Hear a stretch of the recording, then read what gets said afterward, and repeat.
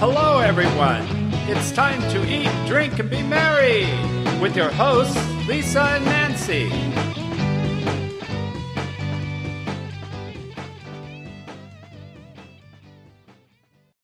It's summer grilling season, and five-star chef Ivan Flowers is back on Big Blend Radio to share how to make grilled flat iron steaks with Asian marinade, and you can see Chef Ivan's recipe for it.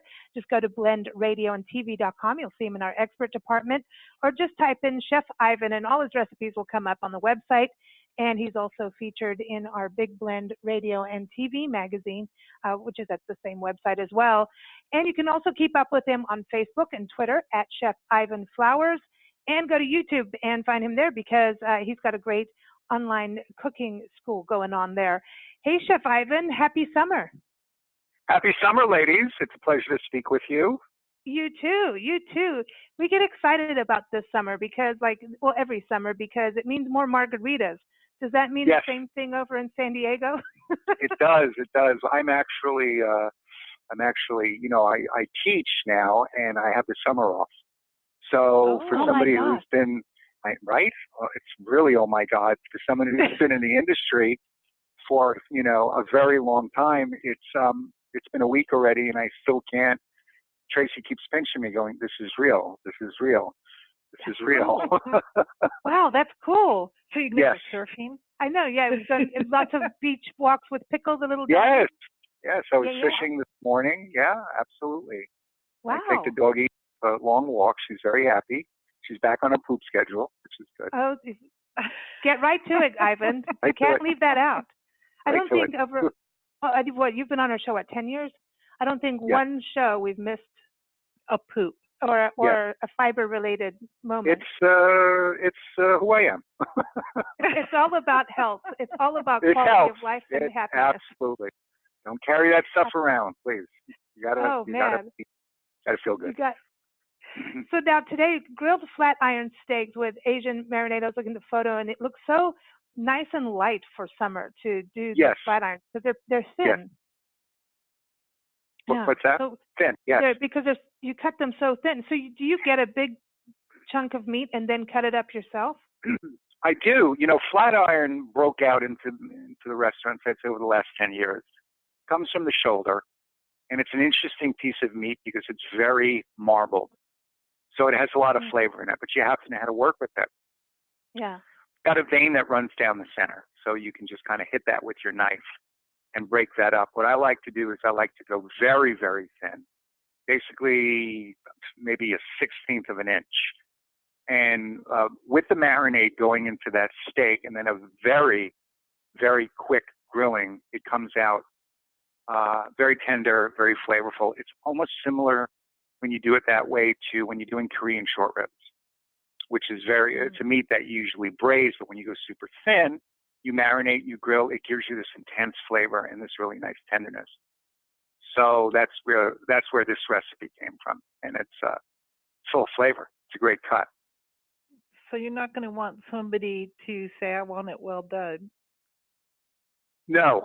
It kind of, if you overcook it, it'll get mealy, It'll kind of get grainy and mealy. Oh. You want to do literally 30 seconds on each side on a very, very hot grill or a grill pan and keep it medium rare. And you want to go that way. That's how you're going to get the true flavor out of that. Okay, so when you're doing it, because it's so thin, when you're marinating it, you marinate, and we'll talk about what's in the marinade. You say for an hour you're marinating it. Would you do it longer than that, or would it get, because it's so thin, you can? That's a good question. You can go overnight on this. A minimum of an hour, 4 to 6 is good. Overnight is even better. And it can take it. It can take it. Because you're going so quick, you're going so fast, you're not giving, if you went on a lower heat, the meat would boil. If you go on a super high heat, the water evaporates out so quick on that sear that you're just left with flavor. So it works. So you're fine with overnight. And doesn't the marinade, because, and you've got like orange juice and things, does that, and the vinegars and the soy sauce and the red wine, okay, so there's the marinade, everybody. Wait, shallot, brown sugar, sesame oil, balsamic vinegar, soy sauce, red wine vinegar, orange juice, and salt. So Yes. you whisk that together. But now, does that almost work in the marinade in that when you do that ceviche and you put like lime or lemon juice on the seafood, right? And then you eat it, that acidic part of the juice cooks the meat. Is that the same thing with this marinating? Does it help break down the meat or cook it in any way? It'll break it down. It won't really cook it. You're not putting, because when you're doing ceviche, you're doing heavy acid, doing a lot of citrus. It's about time we did some heavy acid on this show. Yeah, so it's very heavy acid, and it actually it cooks it, and then you're eating it as a ceviche that's been basically cooked with acidity. This is different. The acidity will go in, but you're balancing out with so many other things that it works. Now, sugar is a natural tenderizer. So what happens is this meat that's a usually tougher cut, that sugar works with everything else, and that's what tenderizes you out the most. Oh, can we put rum in it? Why not? Why not? Good to me. Okay, I'd put whiskey. It's like a Mai Tai marinade. I don't know. A little bourbon. Good. A nice smoky bourbon, or even a nice wine that maybe was aged in bourbon barrels or oak barrels. So many things you can add to this. Oh, I like this. I listed those ingredients of the first part of the marinade, but then you said in another bowl you're going to whisk mayo and sriracha together, and then you're putting that in the fridge for a bit. Yes, very simple. Sriracha mayonnaise. You Okay, know, and with that I would. You do it as a side sauce. Now, there's a lot of ways you can do this. You can do the Philly cheesesteak style. You can make hors d'oeuvres with this. You can eat this straight out. You can add different side dishes with it. You can make it into strips after you cut it and put it into a salad. You can do tacos. You can do burritos. You can do so many things with it. I like the taco idea. That to me, and because you're serving it with the mayo and the cilantro, would you also, like, if you, instead of the mayo, what about avocado and cilantro with this? Oh, absolutely. Absolutely. That creamy avocado. Yeah, sure. Oh. Guacamole, avocado. Yeah. I need to say about the marinade, when I was saying that it was sesame oil, it is chili sesame oil. That makes a big difference. Yes. You got to have that chili part in it. Yes, you get a little heat. You know, definitely a little heat. And if you don't have that, use regular sesame oil and maybe put a little habanero in. Or if that's too hot, do a jalapeno, whatever you want. You can do red pepper flakes. Yeah, you know, it's up to the person how hot they want to go. Okay, so when you're cooking this and grilling it, this is something you grill outside. So if you're having a pool party, this would be kind of cool because you could have the meat all marinated and ready to go, and you don't have to. Well, I know guys like to sit around the barbecue longer because they get to drink more and gossip, but this would be a quick flip. It would be an easy, quick thing to do, almost like also appetizers if you wanted. Oh yeah, I mean it's so fast. I mean it's by the time you come out of the pool and dry yourself off, the meat is done. Absolutely, and you've got it, coming out of the marinade. You've got it laid out on a plate. So as you're taking your tongs, you're making sure that each piece hits the grill. And you do 5 or 6 pieces at a time and then flip them. Or if you have a big grill, but the trick is you don't want to put too much, because let's say you have a really big grill and you put down 40 strips. Well, by the time you have to flip the meat, there's too much on it and you'll overcook. So you do it in small batches, maybe 10. And sear one side, sear the other, take it off, because you want to let it rest. Another 10. Yeah. You want to let it rest. And then that grill gets nice and seasoned. It just gets better on each turn. Okay. Now, any tips on the grill? Because I have no clue, just number one. But number two, going out and people are like dusting off their grills, depending on where they are in the country too.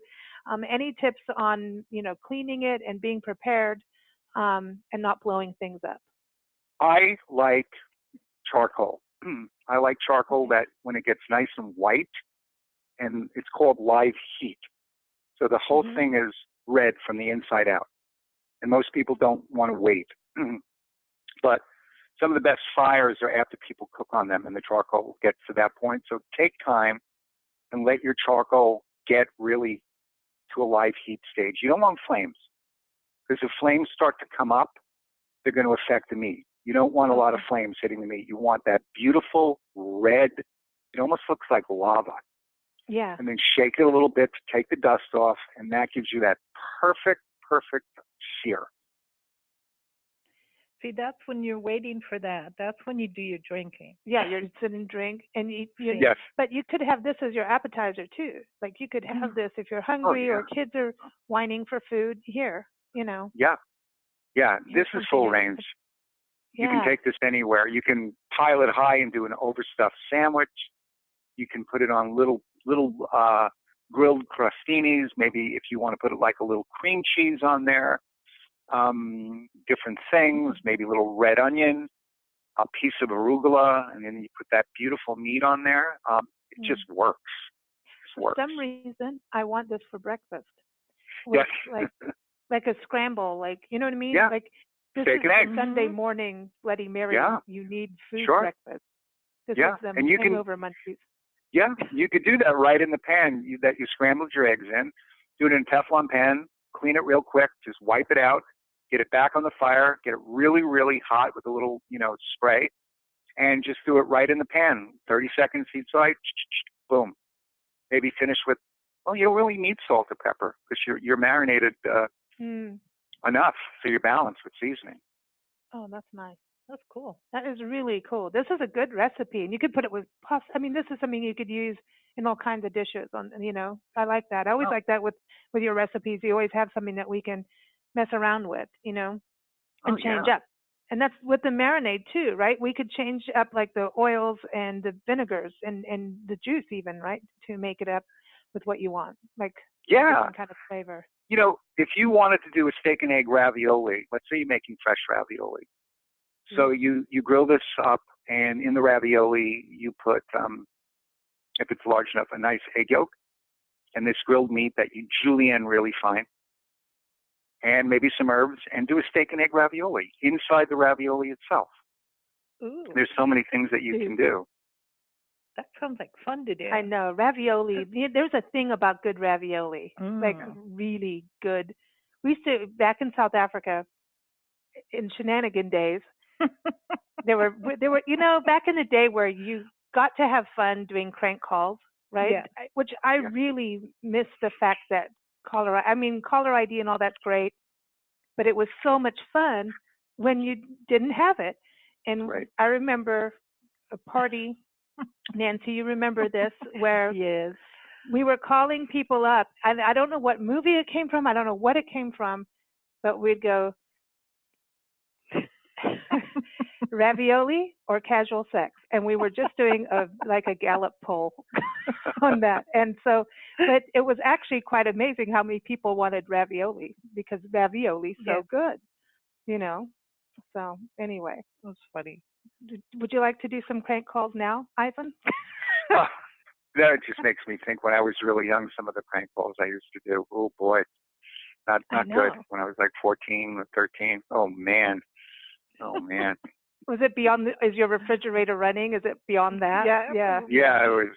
I'm lucky I'm not in jail. So. But it's so much fun, don't you think? Like that. That was so much fun, especially if you had a neighbor that was easily bothered and you didn't really like them, and try a different voice every 3 hours.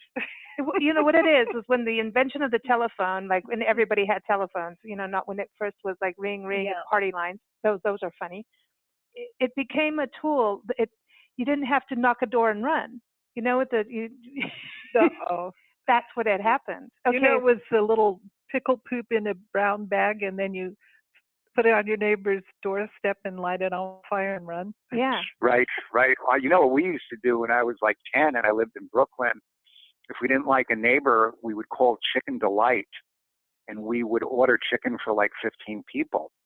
And then, so the delivery guy would come and the people were flipping out. And then we would order like 6 pizzas. And then the pizza guy would come. And, the neighbor, they called the police. I mean, it was out of hand because they didn't track you back then. They asked for your name. You gave them a fake phone number. and here comes Chicken Delight, with like buckets of chicken, and they're flipping out. That is awesome. I love that. I remember figuring out how to call internationally. That was not good. I remember getting into big trouble. Like phone bills from South Africa to America and England. That was not good. I got into big trouble for that. But I remember calling somebody out of the phone book and actually pretending that I'd graduated school and all of this stuff. And she was telling me like that I knew her from high school or something. And she's like, oh, I'm pregnant now and I have a little child and I'm married and blah, blah, blah. And actually setting up a time to meet her for coffee to, just go and talk about our high school years, which I don't think I was in high school yet. But I was on the phone with this woman for an hour. And we're like, oh, we need to go and hang out, blah, blah, blah. That is crazy. I remember when I was like young, I was with a couple of my friends and we called this older woman and we said, we're with the telephone company and we're working on the lines. Make sure if your phone rings, don't answer it because we've got high voltage electrical compressors and we're with the phone company and we gave a fake license number and then we called the woman back. She answered the phone and we said, you've just killed a lineman. He got electrocuted. You've electrocuted a lineman and we're going to have to send detectives to you. I was cruel. We were very cruel. This poor woman. Oh, God. Well, I know. I love where this show goes. Thank you for this conversation.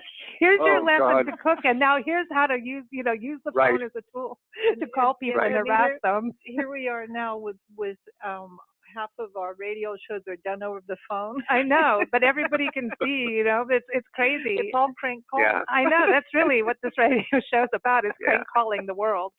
Okay, and I remember radio shows that was, a big part of the format, and that was one of the first things we wanted to do, but we did. Years ago, I remember calling the White House.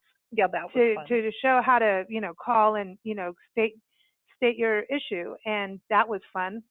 We won't get into that, but that's a few times. Yeah. I remember calling Monsanto. That was even better. But anyway, that wasn't a prank call. That was just asking questions I didn't want to answer. I know. But anyway, back in the day when you could get away with things, it's about creativity. That's what I look at. I'm going back to your grilled flat iron steak with Asian marinade. You also in the soy sauce, which I neglected to say when I was reading this out, was that you're using reduced sodium soy sauce. Do you use any flavor when you do that? Not at all. Not at all. Always go lower salt. You don't need it. A lot of times salt is put into things because it keeps it on the shelf longer. The same with sugar. You don't need that much salt.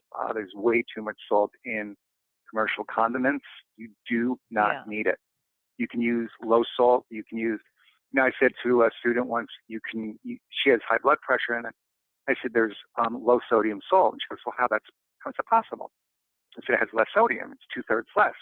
She goes, but salt is salt. I go, no, there's low sodium salt, which is as salty as regular salt. You don't need all of that salt because salt and sugar is what's killing people. Forget about the fat. It's not the fat. It's salt and sugar. That's what food runs on. Sugar, salt, and fat. And you put those three together, you might as well take a shot of heroin because it is addicting. And people get addicted to it. And they don't realize that it changes how you function and how your chemical. It changes your molecular makeup basically, and it changes your personality and how you act. It's bizarre. It's a bizarre thing. So I agree. Just have a glass of wine once a night or something. No, not everybody do that, but my wife eats clean and has eaten clean her whole life. This is how a normal person should be. This is how we were made. If she ate a full Hershey's candy bar, she would murder me and probably all three of the babies. It would. She does small amount of sugar, and it affects her. And the reason is because sugar is basically a drug. Yeah. And we go past that as Americans. We learn not to feel good. We don't know what it's like to feel good or to feel clean because all we do is eat fat, sugar, and salt. But for somebody who eats clean, it has a huge effect when they eat sugar. It just changes everything. Well, we don't eat junk food really, like potato chips and stuff. It's rare. And then sometimes if people come over, we'll have some like not like chips and salsa kind of stuff, but not the Doritos with all the extra stuff on it. But it is true. Like if we had, like Nancy, you and I have a candy bar, I feel like my teeth are bending. Like I literally feel that way. And it's weird. My body doesn't like it. That's the truth. The only sugar I think we eat is whatever in food that we don't know is there. Yeah, and whatever's natural, like in vegetables and stuff like that. I think that's why kids are so often diagnosed with ADH and ADD and all that stuff. Is they're probably eating way too much sugar. And then think about the high fructose corn syrup, which is like, forget it. Yeah, that's good. Whoa. Yeah, very scary. Very scary.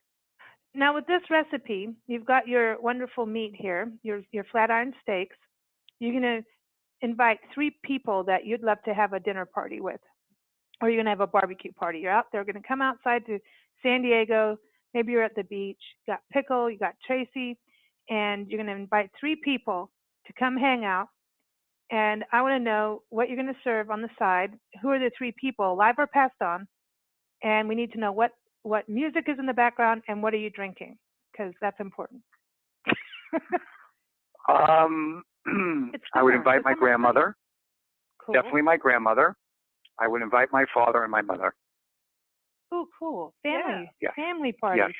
Now, your grandmother, would she dig into your food to like check it out on how well you're doing? Yes.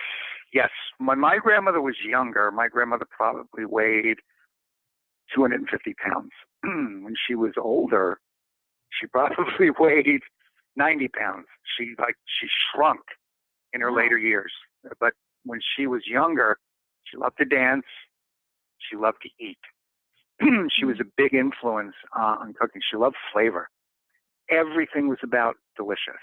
Food had to be delicious. Otherwise, why do it?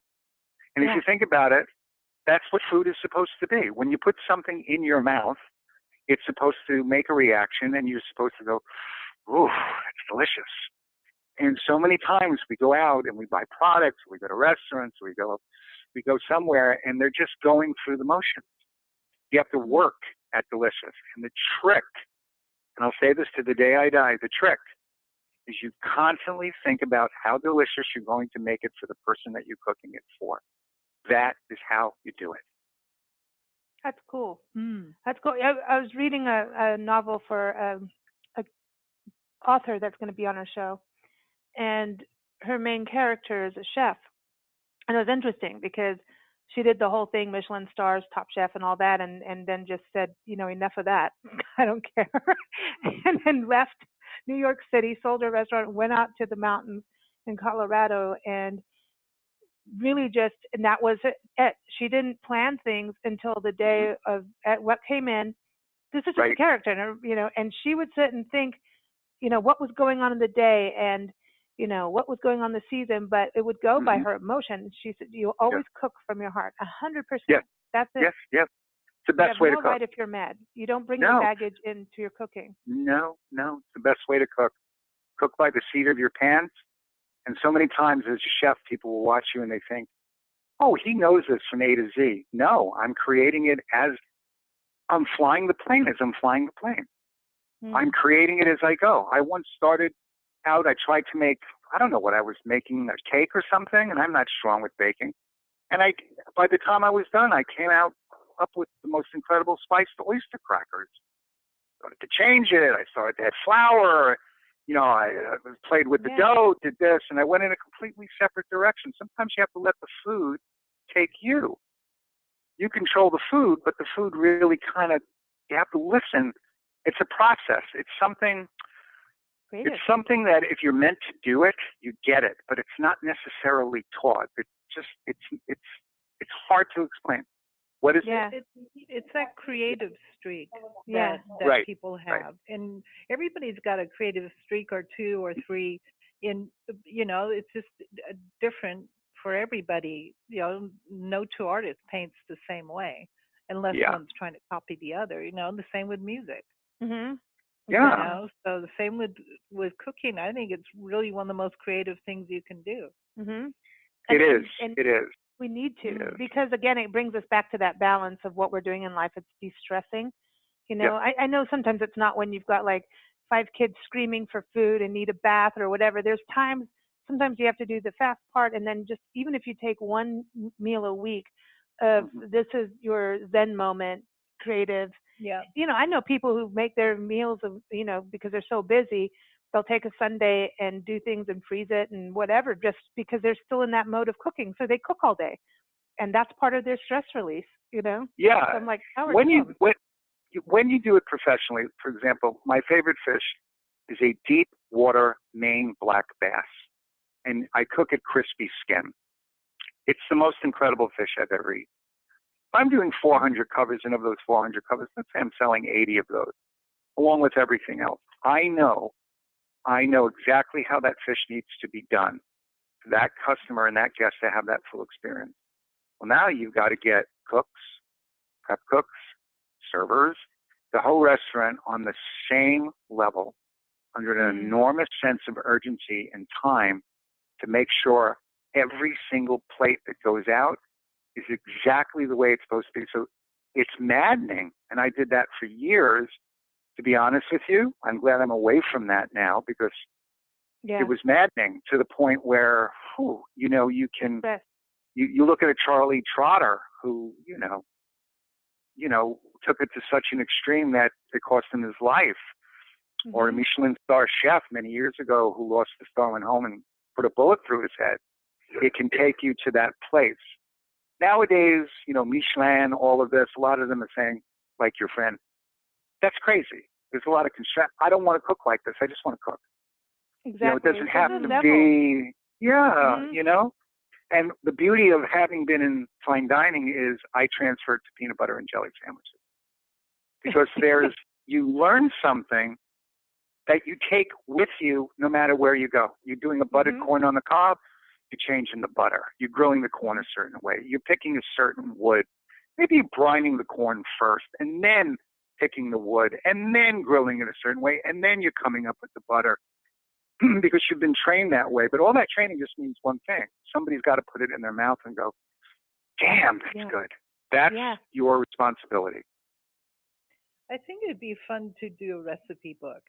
Yeah. Because then you can be as creative and picky, and you don't need to be in a rush. You're not serving anybody.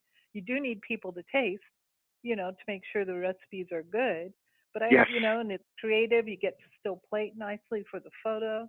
Right. I think that would be fun. I know, but every time you come on a show, we talk about that. So nudge, nudge, nudge, nudge. I know, right? Well, I teach the kids on my final. There was a question: how do you know if your food's good? And it was So how do you know? How do you know if your food is good? The only way you know is if people tell you.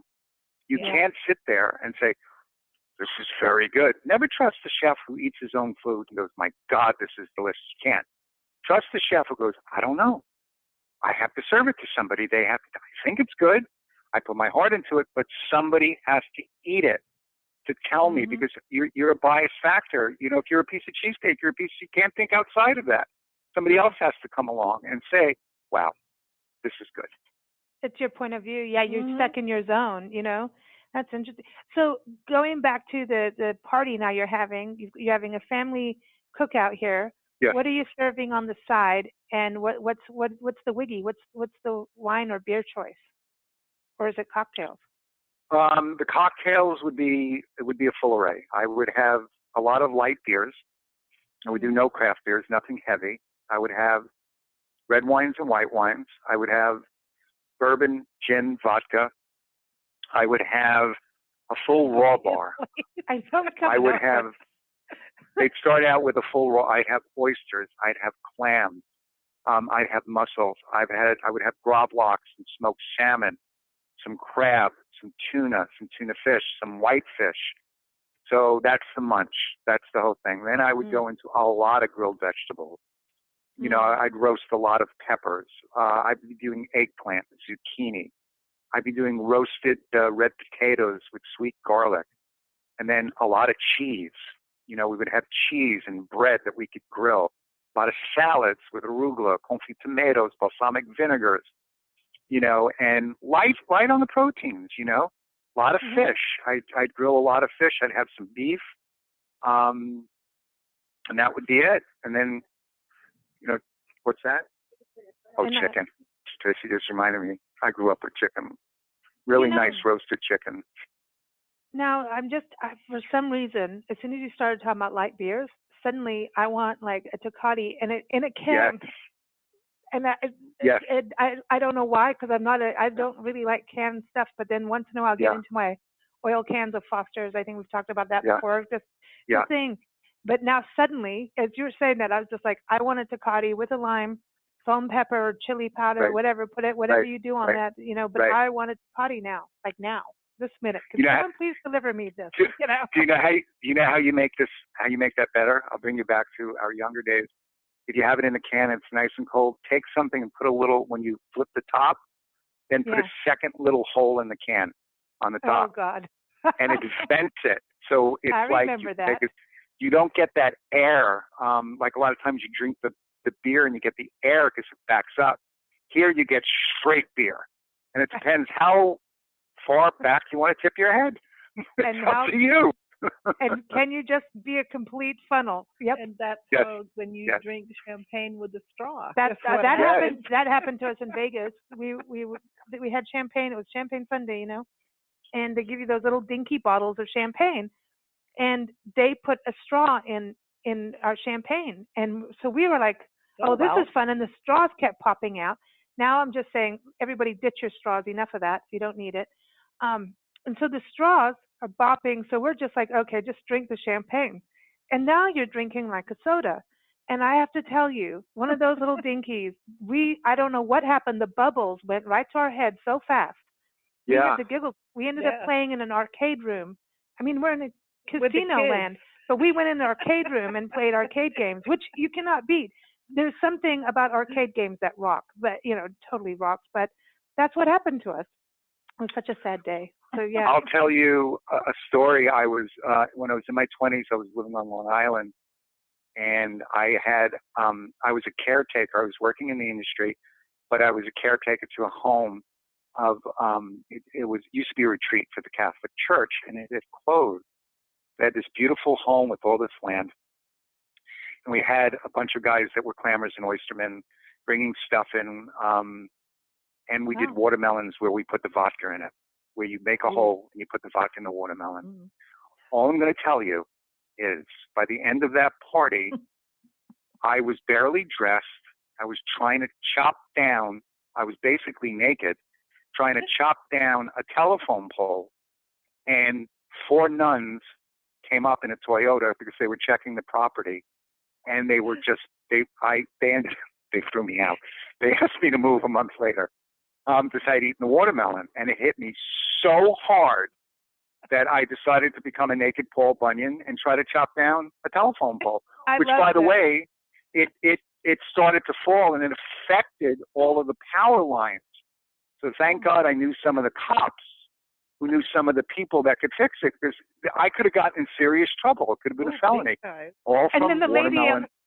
The lady that you called and said, "Don't pick up the phone." It all comes back to her. You could have blamed it on her. I know, you could have blamed it on her. She picked up the phone. She picked up the phone, and when the nuns drove onto the property, I made the sign of the cross to try to make up for it. I dropped the axe and made the sign of the cross. It didn't work. No, I guess. That is hysterical. That's the best. We should just do a show on drunk history. Oh, you have no idea. I mean, everybody, but you know, that's why we do things in our youth. Do it. Yes. And it's the you best. Could get in trouble. But really, I think you have to do fun stuff like that. You have to. You know, it's just it's about being creative. It's about watermelon. Well, and hey, to this day, I can't sit in the same room with a jelly donut, and that's a whole other show. You bring a jelly donut into the same room with me, I have to leave. So, but that's a whole other show. I remember something about that. National Jelly Donut Day for Ivan. So here's my recipe for getting really, really wasted. You get pineapple, Yeah, take pineapple, hollow it out in bits, leave the Yeah. juice in, fill it with rum almost to the top. Put 2 tablespoons of brown sugar in there, and put the little cap back on the pineapple and sit it in the sun for a long time. Oh, wow. And then go drink it and see what happens. Well, look at what they're doing with tequilas now, right? The tequilas that they make, this stuff drinks like mountain spring water. It's not like the old days where the worm was in the bottle and the salt and the lemon and you know, it's like, now it's like people are sipping this stuff like water, and then all of a sudden it's like, where did I put, you know, what's going on here? It's just, whoa. I can't stand up. Yeah, when we lived in Mexico, the dentist, I think it was after we lived there, I don't know, but we had these great conversations. He was a really cool guy. And we were talking about tequilas and everything. And I remember he went to Cuba, and this, you know, because you can fly out of Cuba and go to Cuba if you're in Mexico. And he brought all this rum back, and he brought us some rum back from Cuba. He was really cool.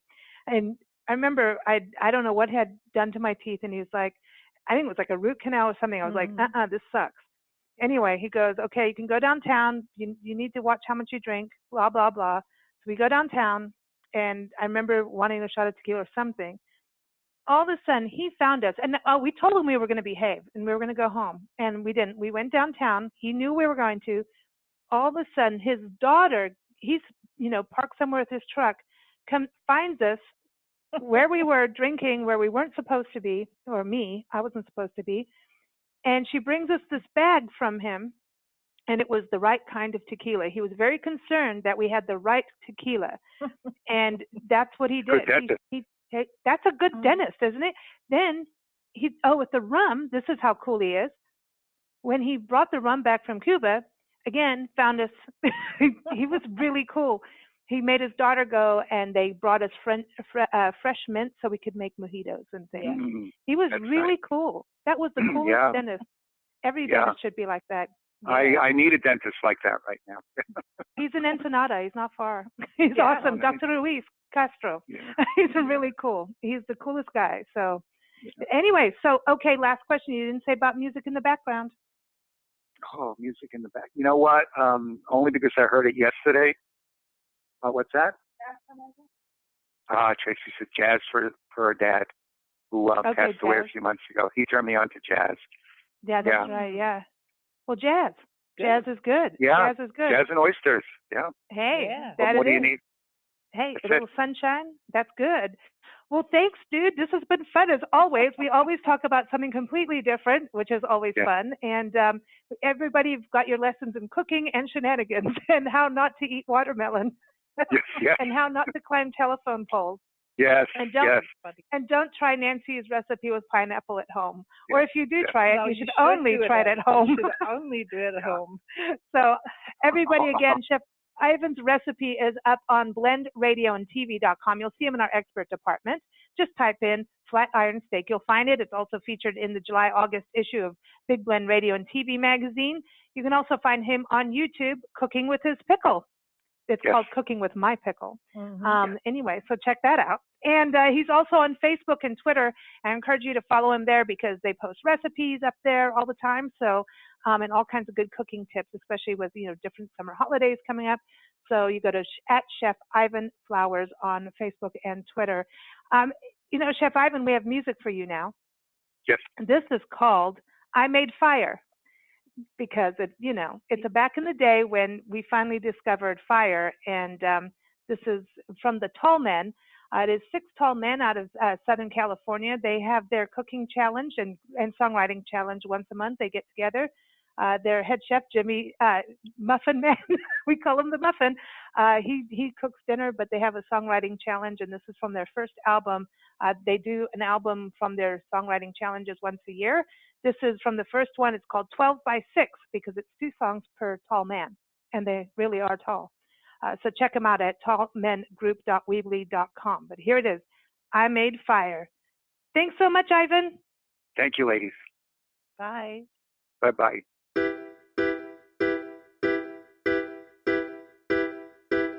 You can wait for a lightning strike to set that tree ablaze. And you can freeze till the sun comes up, but I ain't living that way. Party in my cave, I made fire, casting animal shadows and having fun. Party in my cave, hey girl, how do you like your buffalo done?